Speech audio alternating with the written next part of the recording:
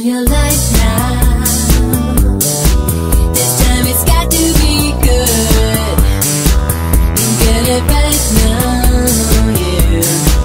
'Cause you're in Hollywood. 'Cause you're in Hollywood. 'Cause you're in Hollywood.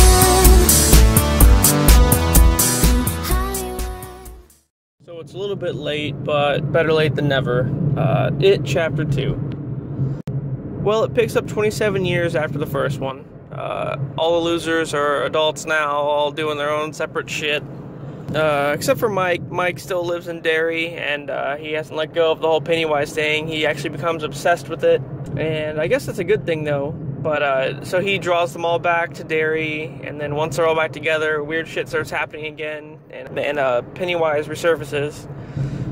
So he tells them about this ritual that he learned during some kind of sabbatical with, like, Native Americans, and they know how to defeat Pennywise. It's called the Ritual of Chud.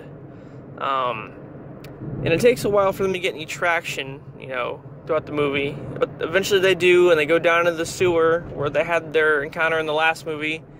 And they do the ritual, and Pennywise doesn't die. So, you know, all the losers are like, what the hell? And then pretty much just, like, insult him into nothingness. Pretty much just call him a clown and that he's not scary and stuff. And eventually he just turns into, like, mush.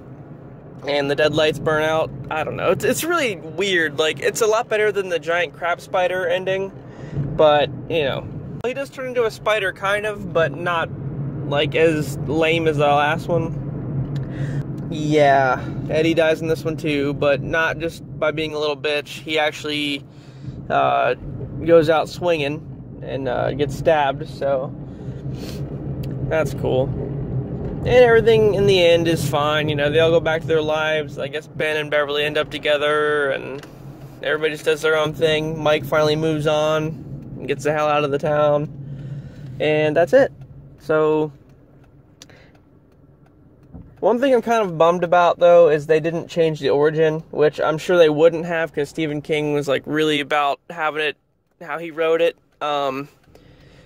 But they kept teasing in the trailer that Pennywise was going to be a human being in, like, the 1800s. That was, like, in the circus.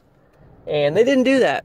That was just, like, a weird misdirection. And that's just one of Beverly's, like, fears or something that she saw when she went to go visit that old lady, Mrs. Kirsch, in the house. And that was a crazy scene, by the way. Like, she went to go to her old apartment, where she grew up at, and then Mrs. Kirsch was there instead, and she turned into, like, a giant naked monster, and it was fucking intense, but it turns out the building was condemned the whole time, and she just, like, kind of saw everything, and it wasn't even really there. And the Bowers thing, I'm pretty sure Henry Bowers got thrown down a fucking well at the end of the other one, so how the hell is he even alive to be in an asylum in this one? I don't know, he must be pretty fucking banged up, but he seems fine. It was pretty good overall, and it definitely beats out the 90s one, but I don't know if I would say wow, you know, it was just pretty good. And a little long, little too long, but, you know, I guess it made true fans of Pennywise happy, so. Alright guys, that's it for this one.